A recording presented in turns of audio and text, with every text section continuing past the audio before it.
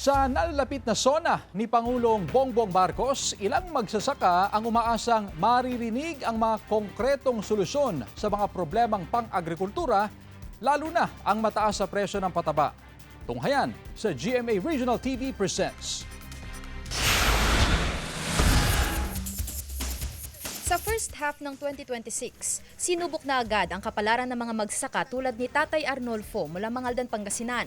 Kung dati raw sapat na ang kulang-kulang na 20,000 pesos na gastos sa pagtatanim ng palay, ngayon halos magkulang pa raw ang 30,000 pesos. Pataba ang isa sa malaking pinaggagastusan ni Tatay Arnolfo na umaabot ng halos 2,500 pesos kada sako.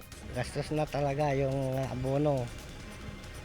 Siyempre, yung dating presyo, siyempre kaya pa. Ngayon, nahihirapan kami. Hindi magandang tumas ng gasolina.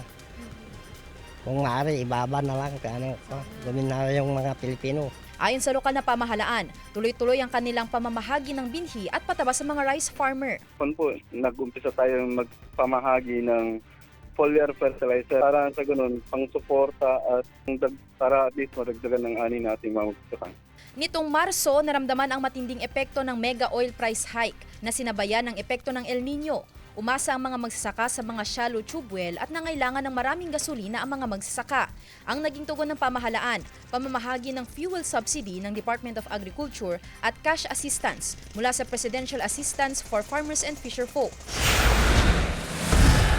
Sa Lawag City, umaaray ang ilang magsasaka sa muling pagsipa ng presyo ng gasolina. Apektado ang kanilang pagpapatubig sa mga natutuyong palayan na nakadepende sa water pump. Natutuyo na rin ang mga punla ng palay at hindi maitanim dahil sa kakulangan sa supply ng tubig.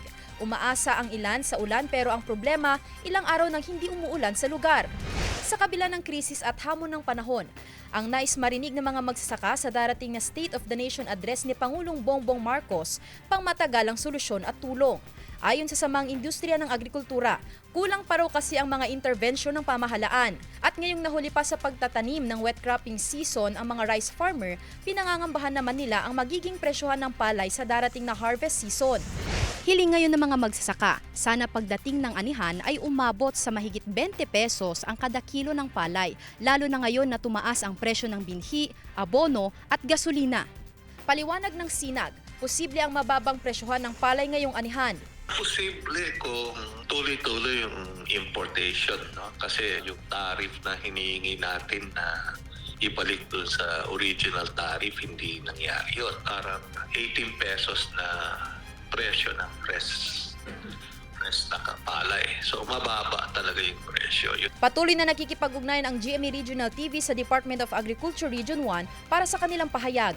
Sandy Salvacio, One North, Central Luzon.